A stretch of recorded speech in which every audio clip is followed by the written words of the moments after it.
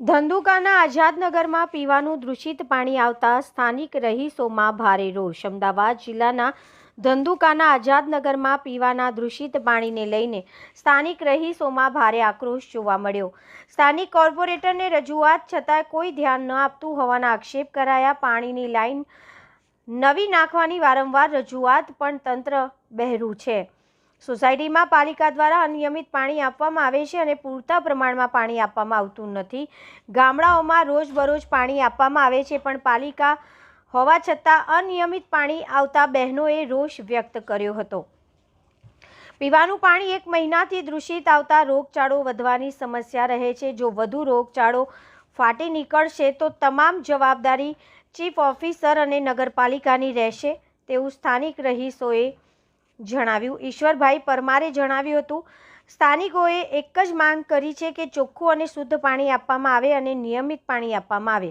Reporter CK Barad. Ishwarbhai Parmar, Azadnagar, Padana road, Dhandhuka માં છેલ્લા 20 વર્ષથી રહું છું અને અમારા વિસ્તારમાં પાણીની મોટી સમસ્યા છે અને અત્યારે હાલના સંજોગોની અંદર છેલ્લા 1 મહિનાથી એકદમ ગંદુ પાણી આવે છે।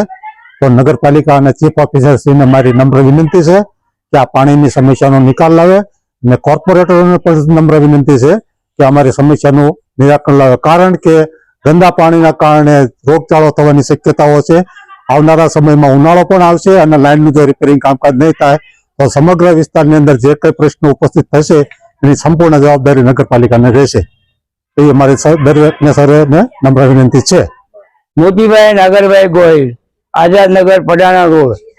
અમારી સોસાયટીમાં 3 મહિનાથી આવું પાણી આવે છે, 12 બોટલમાં ભરેલું રહ્યું અને અમારા કોર્પોરેટર 4 છે પણ 4 ગમે ત્યારે ફોન કરીએ ત્યારે બહાર વિદેશમાં જતા રહે છે। અમારા કોઈ કામની અંદર અમને સહકાર આપતા નથી। જે રજૂઆત કરી અમે જાતે કરી અને અમારા બાજુવાળો ઝઘડો ઉભો કરવાનો બધું અમારી રીતે કરવું પડે છે। અમારા માટે કોર્પોરેટરો કોઈ પણ સંતોષકારક કામ કોઈ પણ ઓફિસમાં ઉકેલ લાવતા નથી અને આ પાણીની લાઈન નવી નાખવાનું કેટલા વર્ષોથી કીધેલું છે પણ કોઈ એનું ધ્યાન આપતા નથી અને દર વખતે લીકેજ હાંડા રિપેર કરી જ કરે છે, બીજું કઈ છે જ નહીં આ લોકોને। લોકોને કારણે પૂરેપૂરી બહુમતી આપી દીધી।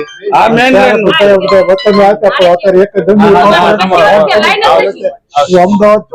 અમારી બે પાણી લાઈન છે રોડ ઉપર મેઇન એ નવી નખાવી જોઈએ અને પદ્ધતિસર કનેક્શન આપી અને અમને આ પાણી બાબતનો સંતોષકારક કામ કરી આપવું જોઈએ।